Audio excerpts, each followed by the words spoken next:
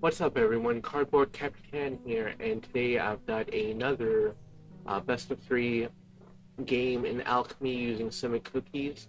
I've got a couple of cards exclusive to the format, so with that said, opening hand, um, 6 non-land, 1 land. Definitely not a keeper. So mulligan, same deal, 6 non-land, 1 land. And I'm going for so not worth it to risk it. Okay, much better. I'll have to put 2 to the bottom of the library. So I choose into the Floodmaw and Gadgeteer. I do have a nice combo in Emporium Thopterus and Mockingbird. So I'm gonna go for that, considering I don't know what the opponent is playing.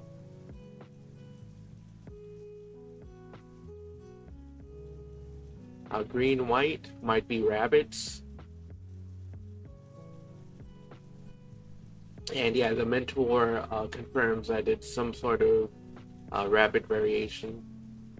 So I missed my land drop, but I'm able to flood the board. Typically, rabbits don't have any spot removal, so I'm just going for just flooding the board with as many flyers. I believe the only defense against flyers they have is Phineas.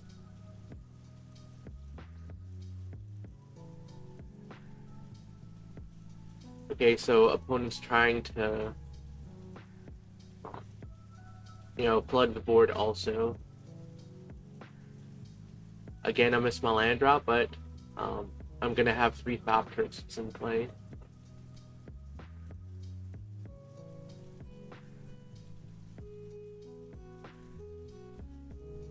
So next turn, it's already lethal, unless the opponent removes multiple Thopteruses. And then the opponent drops Buxton and seeks out, well, I don't know if seek is the right word. Yeah, seek a non-land permanent for value, you might call it. That's not enough to stop the flying assault. So, Soul Cauldron, don't think it's the best choice here. I'm going for Behind the Mask because I want to trade with some of these rabbits. But the problem with rabbits is a lot of their cards give them multiple creatures for one card, and if you don't trade properly, they can snowball that effect. So for example, Hop to it makes 3/1/1 tokens. There's the Alchemy exclusive card, which can give offspring to any white creature in their hand. So definitely not a good hand. 3 non-land spells, 1 land, 6 spells. Keepable, right? So I want to keep that Larcenist to take out a key creature. And I'm going for the Thopterus Gadgeteer combo, where I can keep playing Ornithopters, and then the Gadgeteer is going to keep making clue tokens, and it's draw engine, artifact production engine. Opponent has get lost for the Thopterus though. So again, not too great, doing great mana-wise this round. However, I do have Behind the Mask, which I can use as a surprise tactic to block. I thought the opponent was going to attack this round, but didn't see it, so.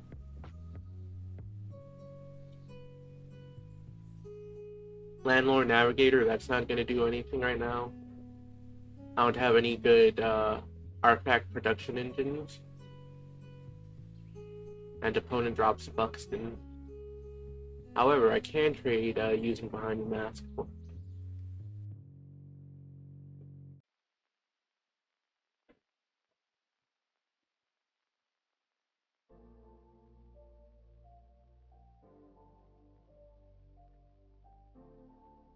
And Caretaker allows him to give a card in hand Offspring. So it's not looking like a good turn, good round for me, a good game.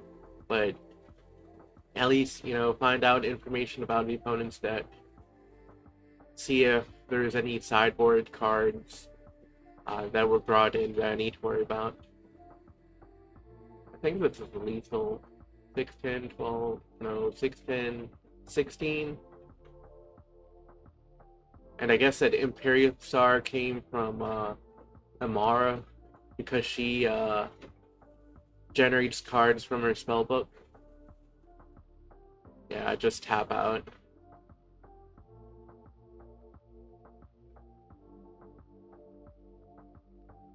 Yeah, I didn't draw any land anyway. So.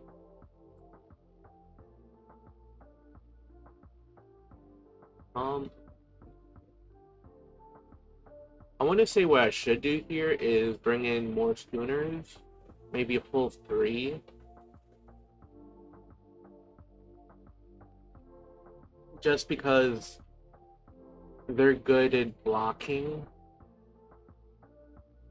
So I do, but I also should have kept the full suite of Behind the Masks, I think. But I'll play first. Again, Shuffler plays. Okay, this is a more reasonable hand.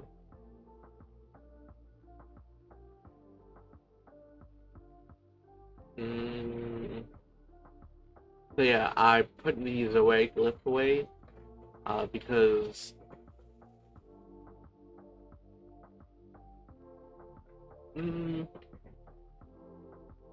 maybe that was a misplay on my part. Because Cardboard Wrestler by itself can't really trade with too much.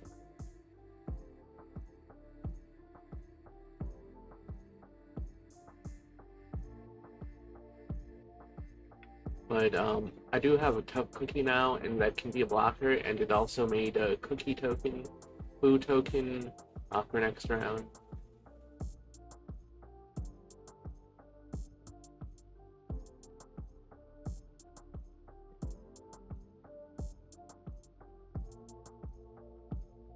So yeah, there's a risk the opponent plays hop to it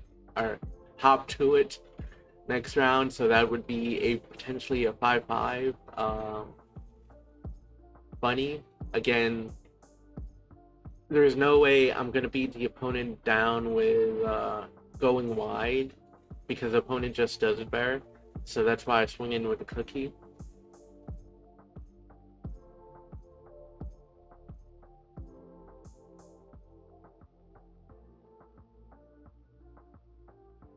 Okay, so I dropped the Zoe clip. And with that as a wall, now should I draw a land untapped, I can start making artifact tokens with Forensic Agitator and Cogwork Wrestler. Making artifact tokens through Gadgeteer isn't limited to my turn, so I can use Cogwork Wrestler to do that.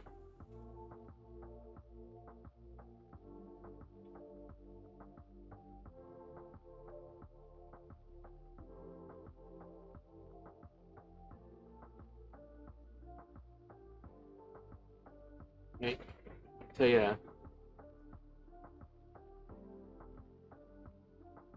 Now I have some combat tricks should the opponent want to swing in. The only downside is because the opponent has Paw Patch Recruit, the Cogwork Wrestler is gonna trigger its effect and let the opponent put a +1/+1 token on one of the creatures. So even though I can trade, the opponent gets stronger creatures.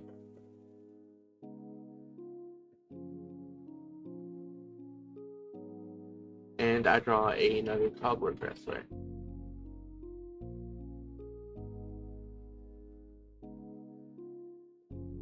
So again, at this point, it might be over. Yeah, 3 plus Collies, that's backbreaking. And I'm drawing 3 Cardboard Wrestlers. That's, you know, at that point, that wrestler is not going to be doing too much. It might actually be helping the opponent with Paw Patch Recruit in play, but let's see what the opponent does to swing in. You know, I can feel the desperation right now.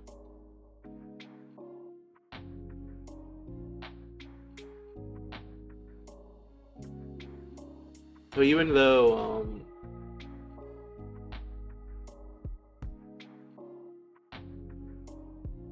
I'm giving the opponent a +1/+1 counter on the creature of their choice, I feel that I need to do some now, or else I have 0% chance of winning. So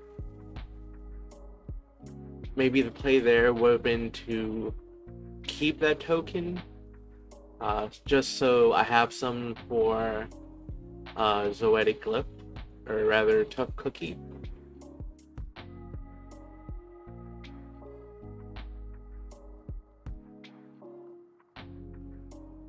I don't think I saw that play playing, but what I could do is, you know, Cogwork Wrestler, that makes a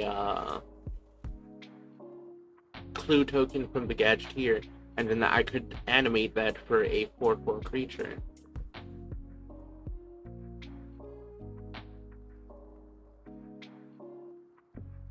And opponent gets an Offspring Quest Caller, so yeah, I think I'm kind of dead. But going back to what I said earlier, you know, Rabbids is gonna do 10 times the job of going wide.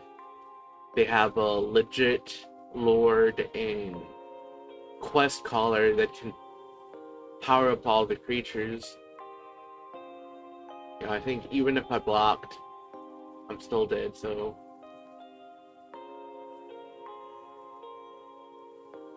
let's see.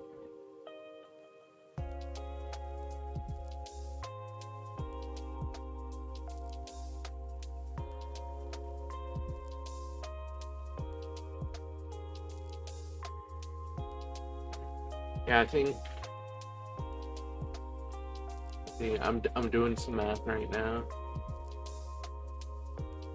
Yeah, I think I should have animated one of the tokens, and I could have blocked differently, while also denying the opponent the +1/+1 token.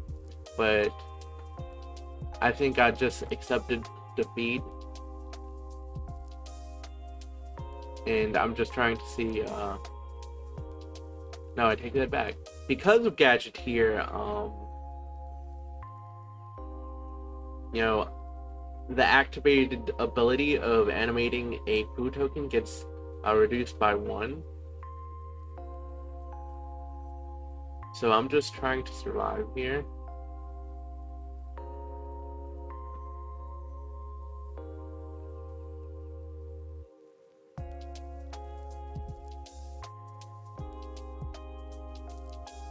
And I choose to take 9.